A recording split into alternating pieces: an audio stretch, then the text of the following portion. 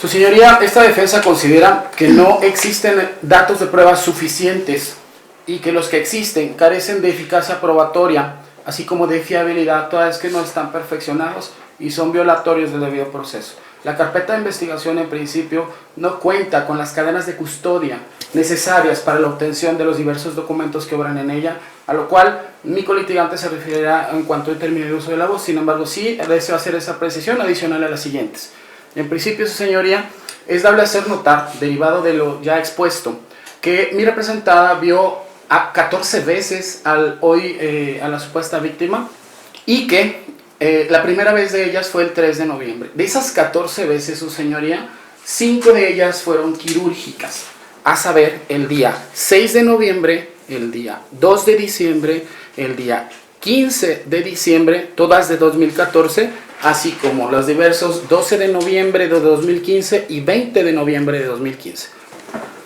De esas 5 veces, su señoría, que mi representada intervino quirúrgicamente a la supuesta víctima, siempre hubo, con 2 días de antelación, una programación para la cirugía, lo cual debe dejar en claro que existe un protocolo en el Centro Médico ICEMI que está bien regulado, que está bien reglamentado, para lo cual también deseo mencionar el contenido del diverso documento integrante de la carpeta de investigación y del expediente clínico, fechado 4, denominado Solicitud de Informe de Operación Quirúrgica, y que, si bien es cierto, está fechado el 4 de noviembre del 2014, contiene un apartado más abajo, señoría, el cual pongo a la vista, que dice deberá operarse el día, y hace alusión al día 6 de noviembre del 2014 a las 16 horas, lo cual nos hace deducir de manera indubitable que las cirugías se programan en esta institución.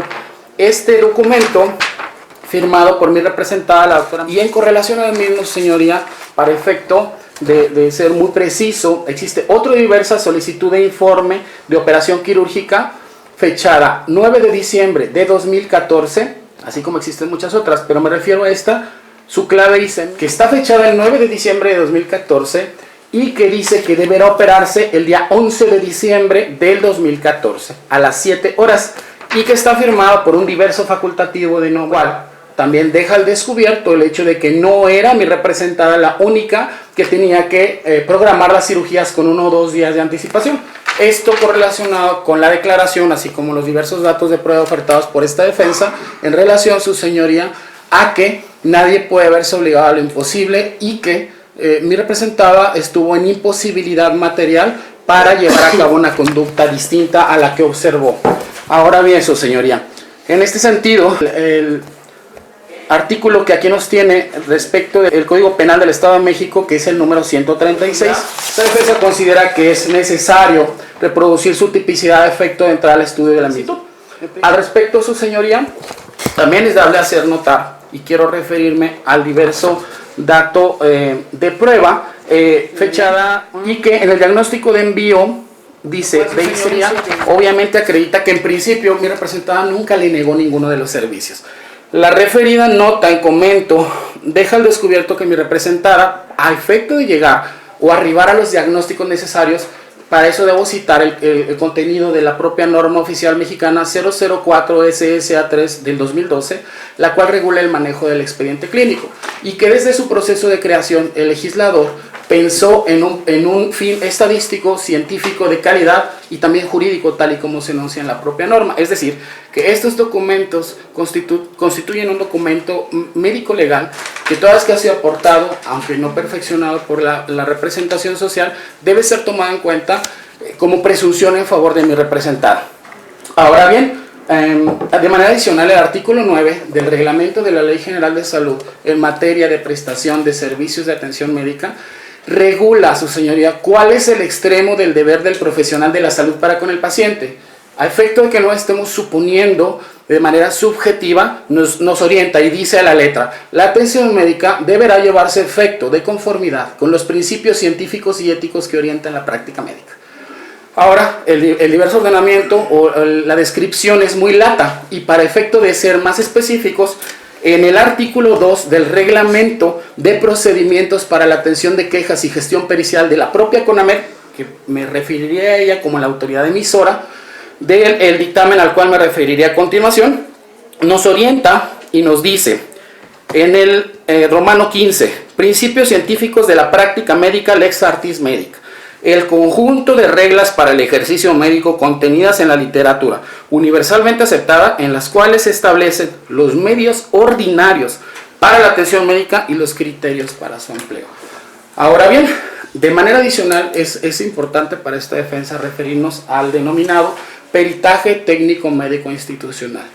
Y en principio debo decir que este documento encuentra su reglamentación en el reglamento que acabo de citar y que voy a omitir su repetición para no caer en obvio de las mismas. En el capítulo 4, denominado de la gestión pericial, artículo 94, la gestión pericial se sujetará a las siguientes reglas generales. En la séptima nos dice, la CONAMED solo actuará como perito tercero en discordia, su señoría, lo cual obvia y claramente no acontece en especie. Ahora bien, artículo 95. La CONAMED elaborará los dictámenes con base en su protocolo y procedimiento institucional y serán emitidos conforme a las disposiciones en vigor, a la interpretación de los principios científicos y éticos que orientan la práctica médica y la literatura universalmente aceptada. Hace unos momentos tuvimos un debate respecto a la literatura que se aporta en el referido dictamen. Es decir, establece un deber del cual la figura típica que aquí nos ocupa hace requisitos sine qua non que se cumpla con él. Es decir, se debe probar por la representación social de manera fehaciente que mi representada incumplió con uno de sus deberes. Al respecto del referido dictamen o peritaje técnico médico institucional, más grave aún, nos orienta el artículo 96, el cual nos dice, la CONAMED buscará y contratará en su caso personal médico especializado, certificado debidamente para asesoría externa en el estudio de casos, en ningún asunto, etc. Para lo que nos ocupa, tus señorías, debo hacer notar que el dictamen al cual me vengo refiriendo está firmado por el doctor Pedro Víctor Quintana Romero, y de acuerdo a la orientación que nos hace la Dirección General de Profesiones en su página oficial, cuenta con número de cédula profesional 32-19-356 como médico general.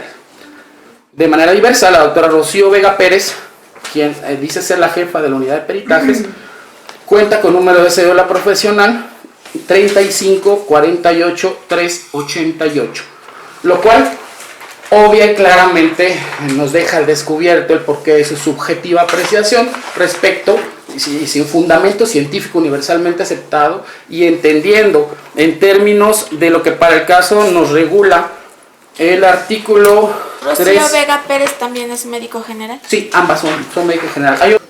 Ahora bien, su señoría ha considerado muy importante la reproducción del artículo 102 del referido reglamento. Segundo párrafo, creo que es el más relevante.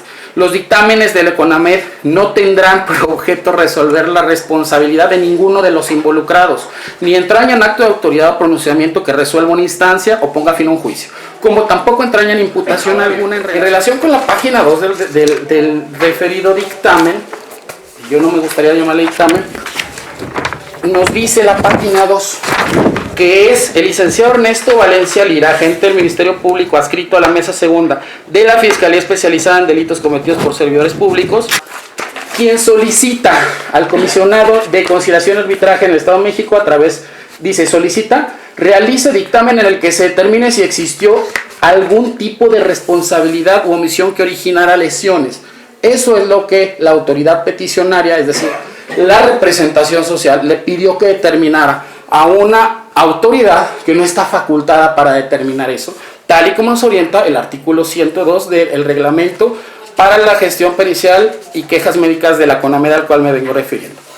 Ahora bien, su señoría, de manera diversa, el Código de Procedimientos Penales para el Estado de México, en su artículo 356, dice: los peritos deberán acreditar, tener autorización oficial en la materia relativa al punto sobre el cual dictaminarán, y no tener impedimentos para el ejercicio profesional, siempre que la ciencia, arte, la técnica o el oficio sobre la que se verse la pericia en cuestión esté reglamentado. Es de conocimiento de todos que la ciencia médica, en lo general, va sacrificando amplitud por profundidad en los temas. Y tan es así que la Secretaría de Educación Pública, a través de la Dirección General de Profesiones, otorga cédulas, tal y como las que acabamos de exhibir, tanto por medio de los datos de prueba ofertados con los peritos, como por mi representada, que les facultan con efectos de patente para el ejercicio de una determinada profesión, de la cual obviamente adolecen los firmantes del referido dictamen, que si bien es cierto, de acuerdo al acuerdo que aquí se enuncia en la propia carpeta, existe un convenio de participación entre la Fiscalía del Estado y la Comisión de Arbitraje Médico, pero debemos hacer notar que incumplen en todos y cada uno de sus reglamentaciones. Primero, no contrataron especialistas para su rendición. Segundo, no son claros respecto a la Lex Artis universalmente aceptada, y aunque lo fueran, pues son firmados por médicos que no la conocen. Y por último, nos dice que no pueden resolver una controversia como la que hoy nos ocupa acá. Por ende, no debe ser tomado en cuenta y carece de total eficacia probatoria, señoría. Por último, nos orienta también el siguiente criterio emitido por nuestro más alto tribunal, la tesis aislada número 182659 de los tribunales colegiados de circuito de la novena época, en el Semanario Judicial de la Federación y su Gaceta, tomo 18, diciembre de 2003, página 1383. ¿Me permite leer el rubro, señoría? Adelante. Dictamen pericial. Si no aporta elementos de convicción que justifiquen los conocimientos especiales requeridos por el juzgador para resolver, debe tenerse por dogmático y carente de eficacia probatoria. Legislación del Distrito Federal. Vincula proceso por el hecho delictuoso que ya hemos puesto, con el que se cuenta hasta este momento, y de las mismas entrevistas que han emanado en cuanto al peritaje técnico institucional que hacen referencia. Efectivamente, como al momento de narrarlo, ellos mismos nos hacen la aclaración de que ellos no son competentes para determinar las lesiones. Sin embargo, encuentran la negligencia y la imprudencia que ya se ha venido dilucidando en estas audiencias. En ese tiempo la de la voz no se encontraba en la Fiscalía con respecto a la responsabilidad de ellos. Sin embargo, sería cuanto, señoría. Por lo tanto, se vincule a proceso. ¿Alguna indicación? Sí, su señoría, me adhiero a la solicitud de vinculación a proceso realizada por la representación social. No obstante, me permitirá argumentar que si bien es cierto nos encontramos ante un acto médico complejo, el acto médico no se puede ver de manera segmentada, su señoría. Es un conjunto de diligencias que se realizan por parte del personal médico, sus auxiliares, entre otros. Verlo de manera segmentada impide llegar a una conclusión de diligencia, en una falta de diligencia, de pericia y de imprudencia, tal y como lo establece el dictamen médico institucional. Es importante recordar que en el segmento pasado se pidió la reclasificación jurídica, precisamente atendiendo a la mala praxis que se puede observar a grandes rasgos dentro de la secuela procesal, porque hasta su misma vida del paciente estuvo en juego. Atendiendo a todo esto, su señoría, solicito que en el momento procesal oportuno realice usted un estudio a fondo de los datos de pruebas que existen para vincular a proceso. ¿Es cuánto, señoría? Está de acuerdo. ¿Alguna última réplica? Sí, señoría. Retomando lo que es el asesor jurídico, concibimos esta defensa que usted trae al estudio de fondo de los datos de prueba, así como sus requisitos de procedibilidad, no sin pasar advertido el hecho de que la representación social hace una serie de juicios de valor. Sin fundamento, meramente diciendo que debió o no debió, recordando que nuestra legislación es de tipo descriptivo, más no prohibitivo, sin hacer alusión a cuál reglamento, de cuál lineamiento, en cuál norma o cuál es la obligación objetiva de cuál reglamento que emitió mi representada respecto a no llamar a una ambulancia. La representación social ha hecho alusión respecto a que no realizó el trámite administrativo. Sin embargo, existen documentales a los cuales ya se ha referido esta defensa que prueban que sí realizó el trámite administrativo, más no el que la representación social de manera subjetiva y sin fundamento sugiere, basado en un dictamen que dicho está por demás, que ha aceptado ahora la representación social, que la autoridad emisora se declaró incompetente, además de haber sido legitimado por médicos generales, los cuales no cuentan con pericia suficiente siquiera para opinar en este caso, y motivo por el cual, señorías, solicitamos que no se vincule a proceso a nuestra representada. ¿Está de acuerdo? ¿Alguna última réplica, defensor? ¿Está de acuerdo con su defensor? Muy bien, se termina el debate en cuanto a lo peticionado por la Fiscalía. Señoría, pido el uso de la voz. Dígame. Sí, quiero, bueno, ya expusieron todos, yo quiero dar también mi punto de vista. Hubo muchas dudas que yo también me hacía y hasta que yo, preguntando, llegué a SECAMEM, a la CONAMED, y ellos me empezaron a asesorar y fui a dar hasta Toluca con la doctora Imelda Chávez y el licenciado Diego, que ellos me estuvieron asesorando mucho tiempo. Les expliqué mi situación, les conté todo lo que había pasado y ellos me dijeron que también notaban irregularidades en la atención médica durante mucho tiempo. Yo estuve asesorado por ellos y ellos me iban diciendo qué paso seguir y si yo había alguna duda, pues que contactara con ellos. Ya lo demás, pues ya se sabe.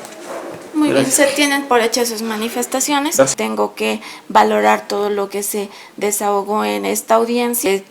Quedan debidamente notificadas la totalidad de las partes para la audiencia que he indicado. Necesarios para llevar a cabo la presente audiencia, la declaro iniciada de manera formal. Se advierte que el día viernes dejé continuada esta audiencia inicial, toda vez de que tenía otras audiencias que atender y ya con esta causa de control había tardado ya algunas horas, por lo tanto indiqué aquella vez que solamente me quedaba resolver la situación jurídica de las investigadas y toda vez de que me encuentro dentro del plazo a que se refiere ese artículo 19 de la Constitución Política de los Estados Unidos Mexicanos, voy a proceder en el peritaje emitido por la Comisión de Conciliación y Arbitraje del Estado de México, o bien que se hubiera internado como ellos lo adujeron, tal y como así lo sugirió el dictamen emitido por el doctor médico general Pedro Víctor Quintana Romero y la también médico general Rocío Vega Pérez, jefa de la unidad de peritajes. Estos adscritos a la Comisión y Arbitraje Médico del Estado de México. Mismo dato de prueba que fue referenciado por la Fiscalía y en el cual también se apoya para sustentar su petición de vinculación a proceso. Sin embargo, como bien lo acertó la defensa, en el reglamento de procedimientos para la atención de quejas médicas y gestión pericial de la Comisión Nacional de Arbitraje Médico, justo en el artículo 102 de dicho reglamento, establece, como textualmente lo indicaré, los dictámenes de la CONAMED no tendrán por objeto resolver la responsabilidad de ninguno de los involucrados, ni entrañan acto de autoridad o procedimiento que resuelva una instancia o pongan fin a un juicio. Es evidente que la Fiscalía en ello apoyó la solicitud de vinculación a proceso e incluso la formulación de imputación. Es evidente que ese peritaje es insuficiente para acreditar ese hecho que la ley señala como delito, a más de que fue expedido por médicos generales, no así por especialistas en oftalmología. Así las cosas, es que siendo las 9:28 del día 10 de febrero del año 2020, se dicta auto de no vinculación a proceso en favor de Mario. Por tal motivo es que se deja sin efecto la medida cautelar impuesta a las imputadas, se ordena su libertad por este hecho delictuoso y al no haber nada más que hacer constar en la presente se da por terminada la misma. Gracias. Bien, por favor.